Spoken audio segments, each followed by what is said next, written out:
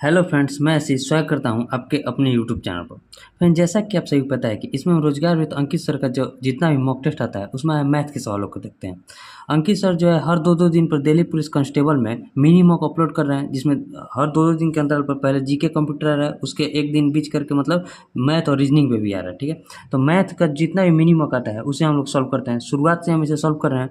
अगर आपका कोई भी प्रश्न में दिक्कत आता है तो इसका प्लेलिस्ट भी बनाया हुआ है, आप उस डेट को जाकर वहाँ के प्रश्न को देख सकते हैं। ठीक है, इसमें देखिए दिल्ली पुलिस कांस्टेबल का जो मिनी मॉक लगाने से अब आपका क्या फायदा होगा कि टाइम मैनेज होगा, और ये टाइम आपका मैनेज जो किस में काम करेगा, तो आपका जीडी में काम करेगा, क्योंकि जीडी में आपका बहुत कम टाइम मिलेगा। 60 मिनट के अंदर मतलब 20 सवालों को बनाना, 20 रीजनिंग सवालों को बनाना थोड़ा कठिन हो जाता है। ठीक है, क्योंकि टाइम टाइम यहाँ से जितना मिनी मॉक लगेगा वैसे मिनी मॉक इसमें भी आएगा, लेकिन जितना आप मैथ पर प्रैक्टिस कीजिएगा उससे आपका टाइम मैनेज होता है। बहुत से लोग पूछते हैं कि टाइम मैनेज कैसे होगा, तो वो आपका मॉक देने से ही टाइम मैनेज होगा। जितना आप मॉक दीजिए आपका टाइम ही घटाता है। ठीक है, इसमें देखिए दिल्ली पुलिस कांस्टेबल का जो मॉक आया था, कब पूछा गया था, तो 5 मिनी मॉक मैथ्स 5 अक्टूबर 2023। इससे पहले के भी हमने सारे मॉक को सॉल्व किया है।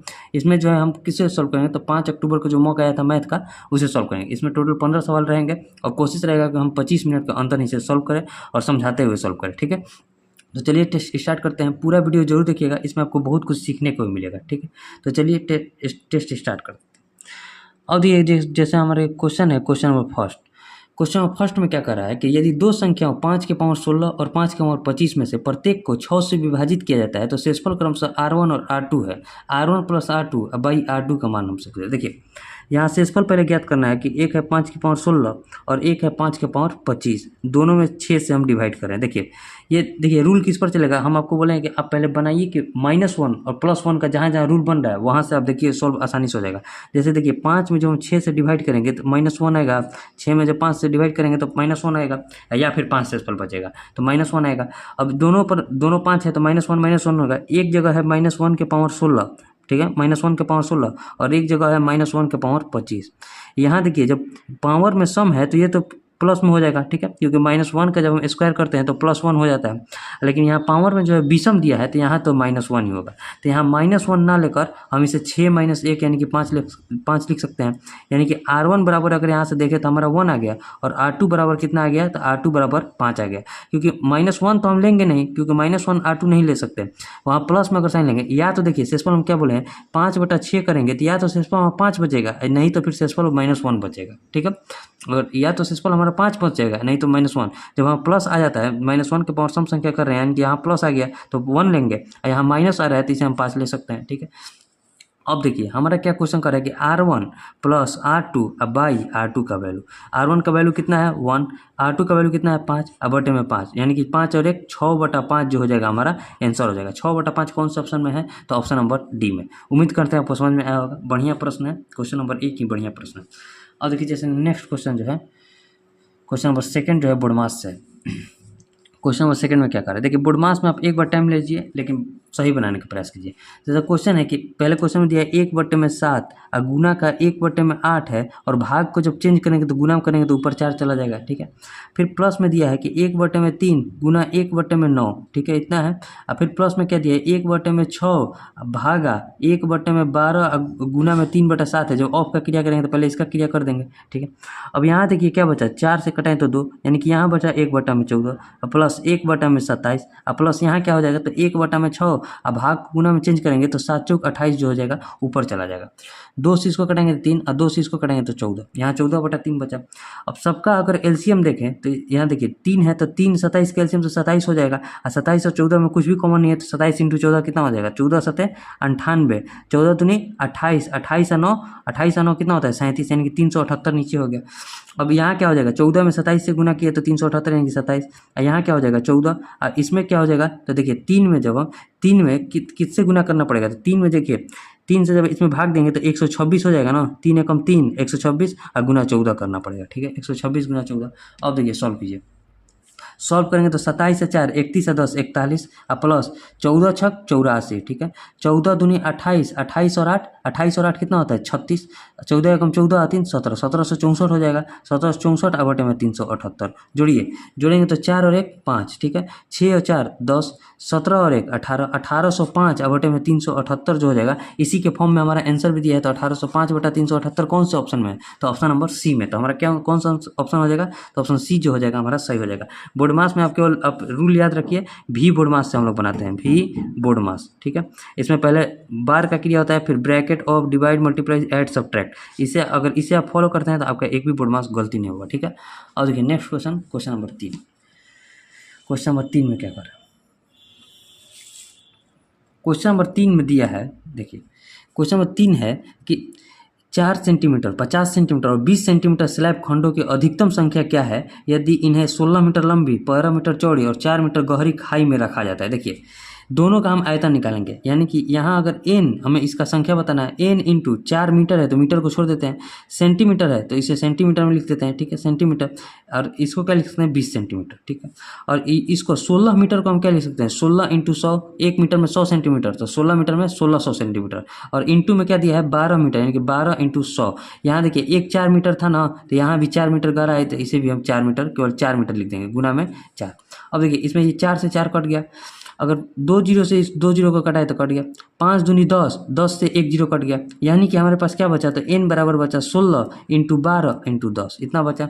और देखिए 12 छक 72, 12 एकम 12 और 7 19, 192 में जब 10 गुना करेंगे तो कितना हो जाएगा 1920 स्लैबों की, मतलब खंडों की अधिकतम संख्या कितनी होनी चाहिए 1920। इसमें कुछ करना नहीं था, दोनों तरफ आयतन बराबर करना था। आप कुछ किसी एक यूनिट में इसे रखिए, अगर सेंटीमीटर में रख रहे हैं तो सबको सेंटीमीटर में रखिए, अगर मीटर में रख रहे हैं तो सबको मीटर में रखिए, तो आसानी होता है, सेंटीमीटर में रखिए, आपसे आसानी से बन जाएगा, ठीक है। 1920 जो हो जाएगा हमारा आंसर हो जाएगा।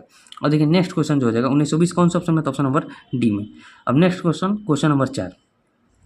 क्वेश्चन नंबर 4 में क्या कर रहा है कि एक दुकानदार ने जीन्स, शर्ट और टी शर्ट के लिए क्रमशः 500, 350 और 200 रुपये प्रति नग की दर से आपूर्ति आदेश दिया। वो प्रत्येक प्रकार की वस्तु है 1:2:3 के अनुपात में 46,800 में खरीदता है, तो उसने कितने टी शर्ट का ऑर्डर किया। टी शर्ट का देखिए सिक्का वाला प्रश्न है, सिक्का टाइप का प्रश्न है।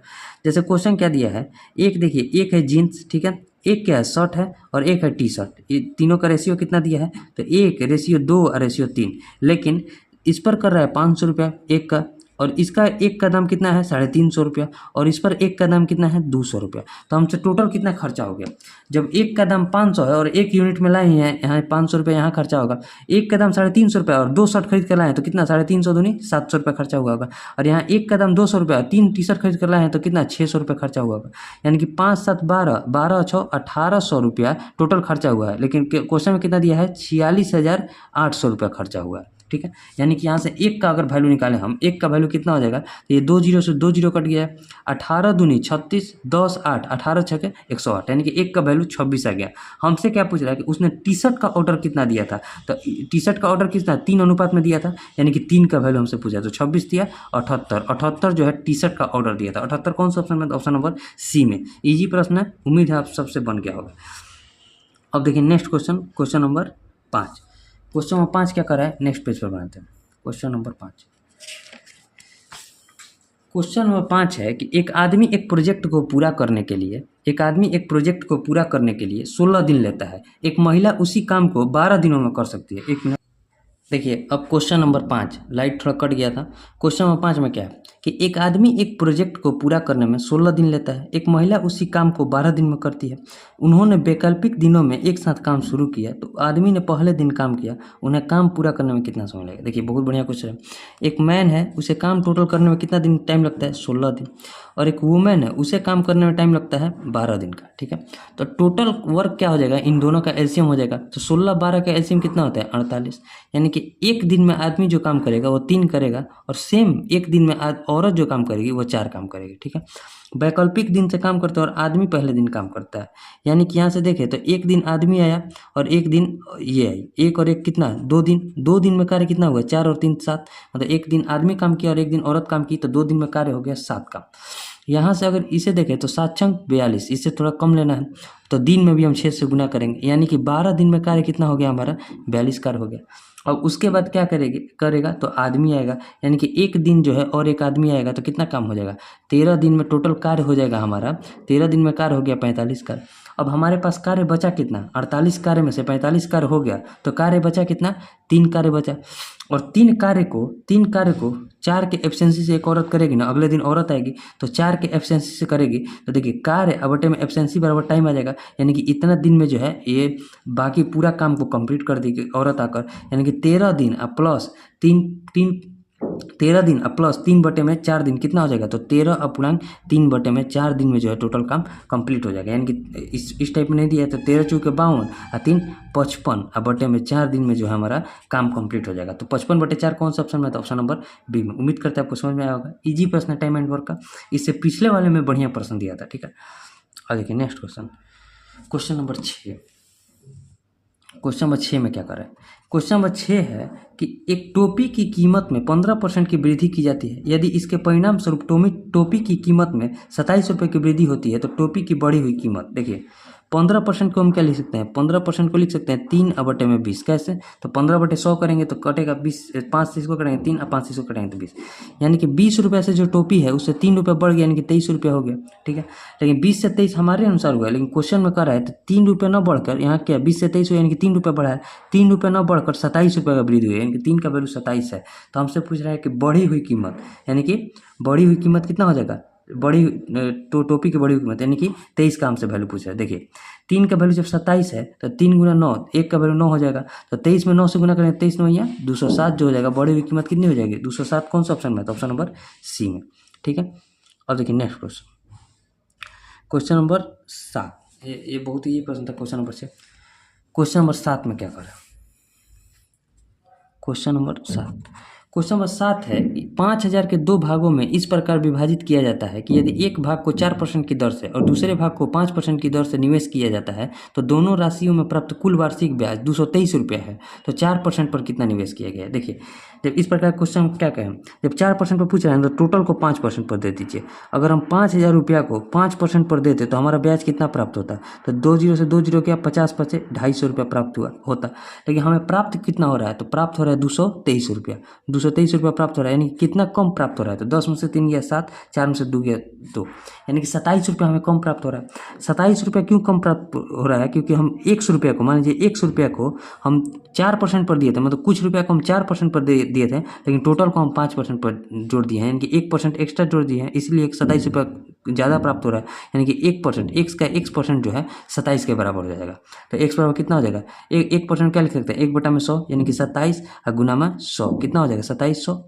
देखिए 1% को हम 1/100 लिख सकते हैं ना, तो जब 1/x गुने 1/100 को x, देखिए x गुने 1/100 बराबर 27 है, तो x बराबर कितना हो जाएगा 2700। इतना डिटेल में समझा दिए, वहीं यहाँ डायरेक्ट लिख दिए x बराबर 2700 रुपये जो हो जाएगा 4% पर हमने निवेश किया था। 2700 कौन सा ऑप्शन है, तो ऑप्शन नंबर बी। इस प्रकार क्वेश्चन को आप ऐसे ही बनाइए, अब तो आपका प्रैक्टिस हो गया होगा, इतना इस पर क्वेश्चन बन चुका है, ठीक है। अब देखिए नेक्स्ट क्वेश्चन नंबर 8।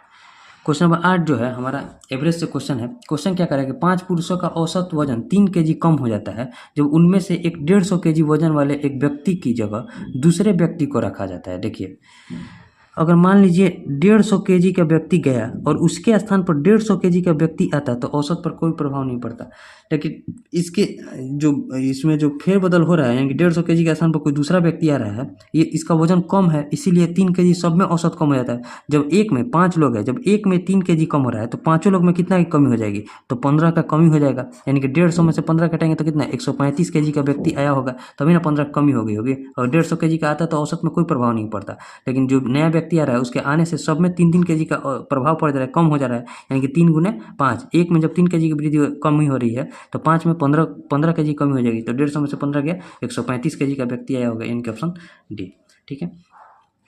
अब देखिए next question number 9। Question number 9 में क्या कर रहे हैं, देखिए इसे भी यहाँ समझाते हैं। क्वेश्चन नंबर 9 में कह रहा है कि एक दुकानदार ने 24 कमीजें 20% के लाभ पर, ठीक है, 16 कमीजें प्रत्येक को 10% के लाभ पर बेची, यानी कि 24 कमीज को कितना 20% के लाभ पर, 16 कमीज को किस में 10% के लाभ पर, ठीक है। और यदि उसने सभी 40 कमीज प्रत्येक को 15% के लाभ पर बेच दिया होता, यानी कि 40 कमीज को अगर उसने 15% के लाभ पर बेच दिया होता तो उसका लाभ जो है 36 रुपये कम प्राप्त होता है, ठीक है। यानी कि यहाँ से देखिए, अगर 24 कमीज को उसने 20% के लाभ पर बेचा, यानी कि 24 दूनी 48, 4.8 रुपये का लाभ कमाया होगा। एक कमीज की मान लीजिए कीमत कितना था, एक कमीज का मान लीजिए क्रयमूल था उसका 1 रुपया, उस पर 20% का लाभ कमा रहा है 24, एक कमीज का कीमत था 1 रुपया क्रयमूल, तो 24 कमीज का क्रयमूल कितना हो जाएगा 24 रुपया। 24 रुपया पर उसने 20% का लाभ कमाएंगे 4.8 रुपया कमाया होगा। उसी तरह 16 कमीज पर उसने 10% का लाभ कमाया होगा, यानी कि 1.6 रुपये का। अगर टोटल 40 कमीज को उसने 15% का लाभ पर बेचता है तो 15 चौके 60, 6 रुपये का लाभ कमाता है। यहाँ देखिए 48 और 16 54, यानी कि 48 और 64 हो जाएगा, 64 यानी कि 6.4 रुपये का टोटल लाभ कमाया। लेकिन 40 कमीज को एक साथ 15% के लाभ पर बेचता है, मात्र 6 रुपये का लाभ कमाता है।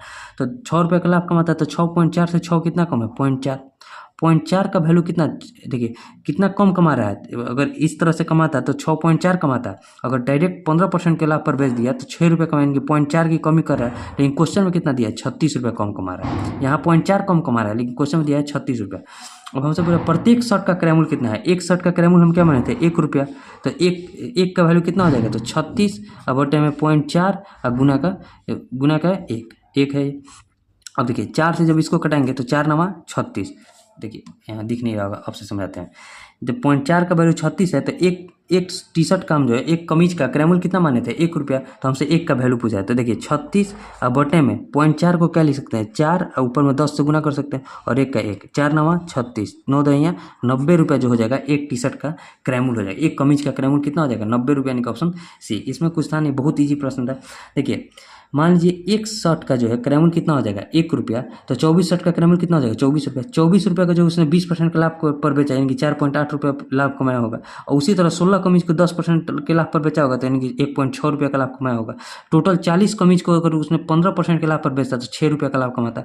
यहाँ अगर टोटल लाभ देखा जाए तो उसका 6.4 आ रहा है और यहाँ लाभ हो रहा है 6 रुपया, यानी कितना कम लाभ कमा रहा है 0.4। और क्वेश्चन में कह रहा है कि 36 रुपये कम कमा रहा है, तो 36 रुपये कम कमा रहा है। एक शर्ट का क्रयमूल कितना हो जाएगा, एक शर्ट के क्रयमूल को हम क्या माने 1, यानी कि 1 का हमसे वैल्यू पूछा है तो 0.4 का वैल्यू जब 36 है तो 1 का वैल्यू कितना हो जाएगा तो 36 बटे में 4 गुना 10 यानी कि 90 रुपये जो हो जाएगा शर्ट का क्रयमूल हो जाएगा। ठीक है, उम्मीद है आपको समझ में अब आ गया होगा। अब देखिए नेक्स्ट क्वेश्चन, नेक्स्ट पेज पर क्वेश्चन नंबर 10, नेक्स्ट पेज पर देखते हैं।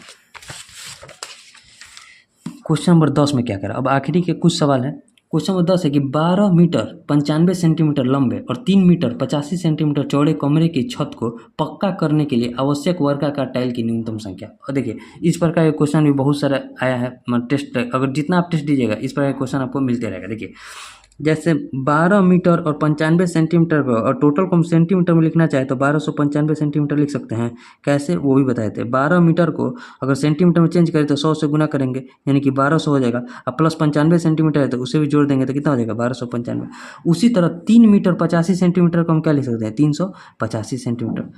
अगर यहाँ से हमसे पूछ रहा है कि आवश्यक वर्गाकार टाइलों की न्यूनतम संख्या, अच्छा टाइल की न्यूनतम संख्या क्या होगा जब उसका क्षेत्रफल अधिकतम होगा, यानी कि जो टाइल का जो आकार होगा, ये टाइल का मान लीजिए जितना बड़ा आकार लेंगे उतना कम टाइल की खर्चा होगी, यानी कि सबसे बड़ा आकार हमें लेना है। तो सबसे बड़ा आकार क्या हो जाएगा, इन दोनों का HCF हो जाएगा।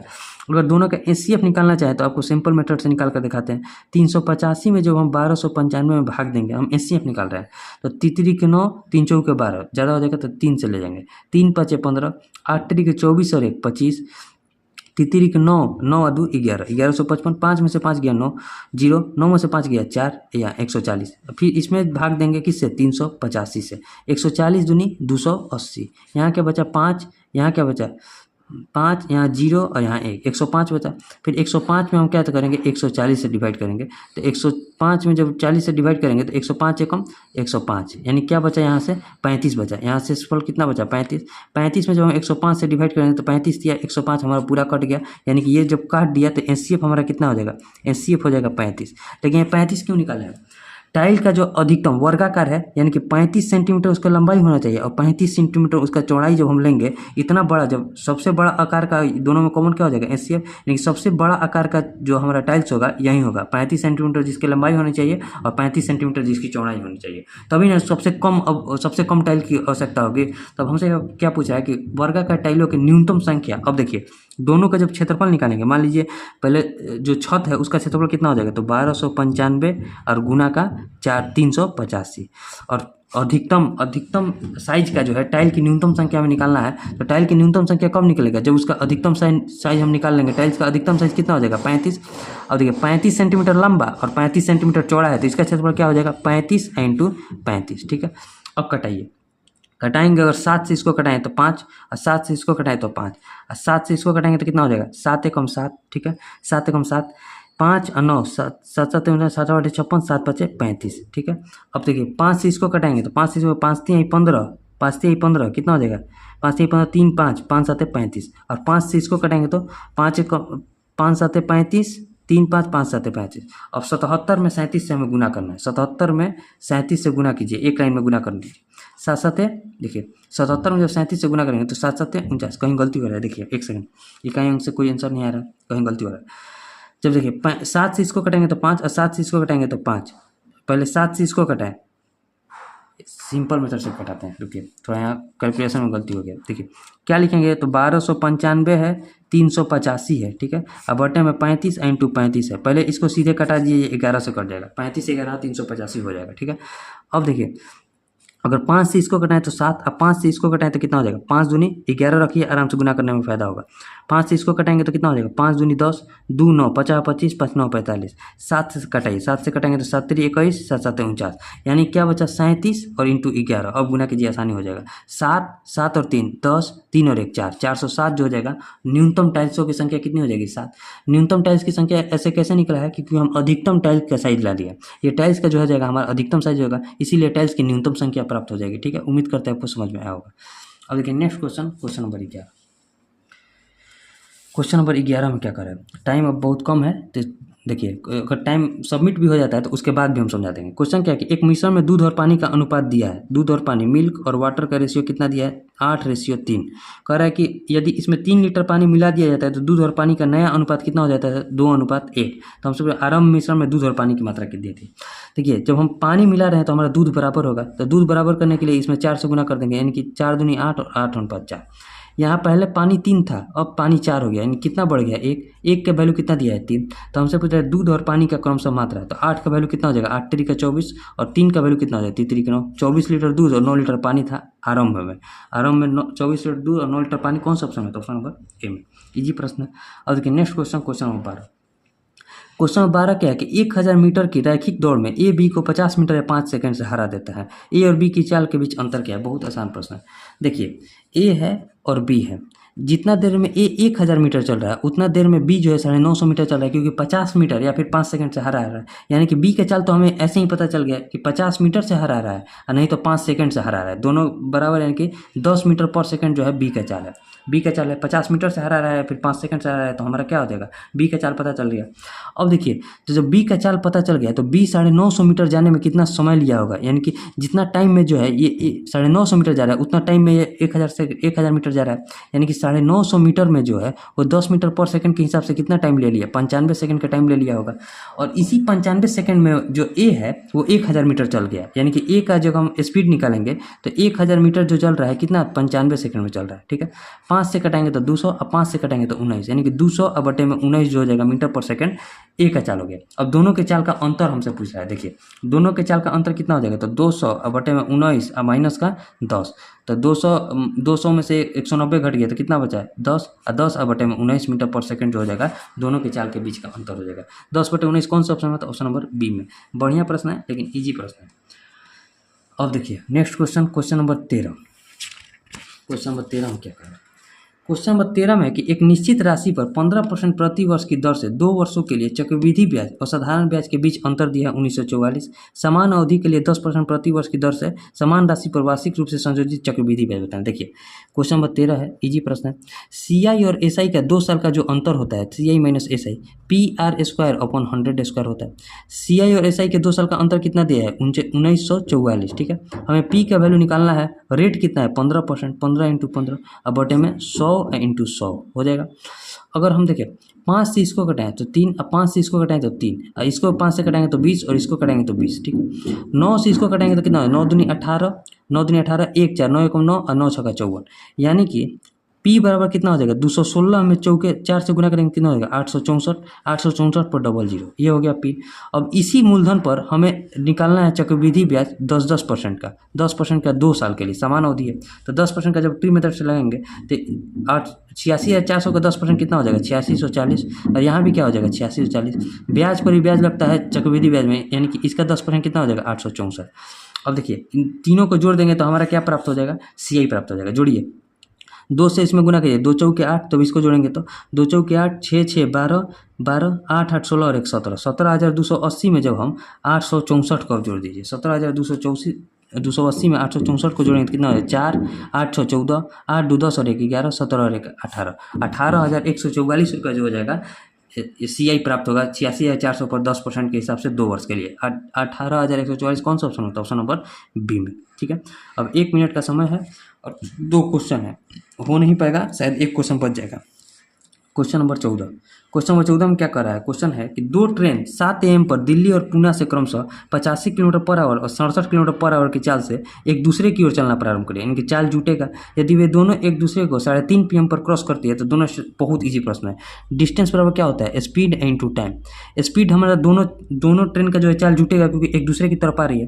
तो 85 में जब हम 67 को जोड़ेंगे तो कितना हो जाएगा 5 7 12, 8 6 8 6 14 और 15 152, और 7 बजे से 3:30 बजे में टाइम देखें तो 7 5 12 और 12 5 और 3 8, 8.5 घंटा, यानी 8.5 घंटा क्या लिख सकते हैं 17/2, 17/2 लिख सकते हैं। अब देखिए स्पीड इंटू टाइम बराबर हमारे डिस्टेंस के बराबर है, 2 से कटाएंगे 2 7 14, 2 6 12, 76 में जब 17 से गुना करेंगे तो 7 छंग 42, इकाई अंक 2 कौन कौन सा ऑप्शन है तो एक ही में, तो 1292 जो हो जाएगा हमारा 1292 किलोमीटर दोनों के बीच का डिस्टेंस हो जाएगा।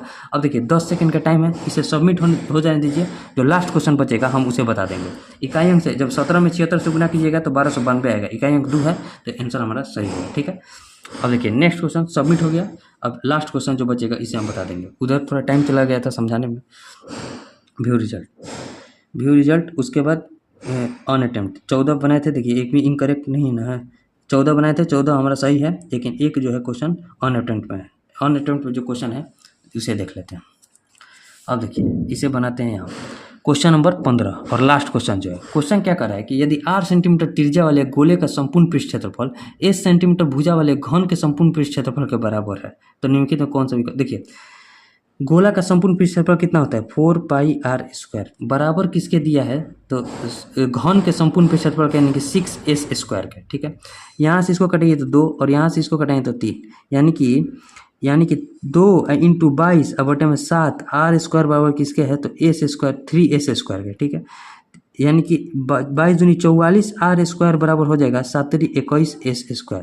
ठीक है, यानी कि r² रेशियो s² निकाले तो 21 और रेशियो 44 हो जाएगा। ठीक है, यानी कि r रेशियो s निकाले तो √21 और √21 अनुपात √44 हो जाएगा। अब देखिए कभी भी √44 जो होगा √21 से बड़ा होगा, √44 कभी भी √21 से बड़ा होगा, यानी कि जो हमारा इसमें बनेगा यानी कि ऑप्शन के अकॉर्डिंग r जो होगा s से छोटा होगा, यानी कि s जो होगा r से बड़ा होगा, यानी कि ये जो हमारा सेटिस्फाई करेगा r is less than s, r is less than कौन से ऑप्शन में है तो ऑप्शन नंबर डी में। यहाँ से भी आप सेटिस्फाई होगा और ये आपको फार्मूला याद रहेगा तो आपसे आसानी से इस प्रकार के क्वेश्चन बन जाएंगे। 1-2 क्वेश्चन ऐसा देगा ही जिसमें आप मतलब छोड़कर चले जाइए, नहीं तो आपको आता है तो बनाइए, वही क्वेश्चन जो होगा आपको मेरिट तक पहुँचाएगा। ठीक है, उम्मीद करते हैं आपको सारा क्वेश्चन समझ में आया होगा, और किसी भी क्वेश्चन में डाउट हुआ है तो उसे भी कमेंट कीजिएगा, हम बता देंगे। मिलेंगे नेक्स्ट वीडियो में, तब तक के लिए जय हिंद।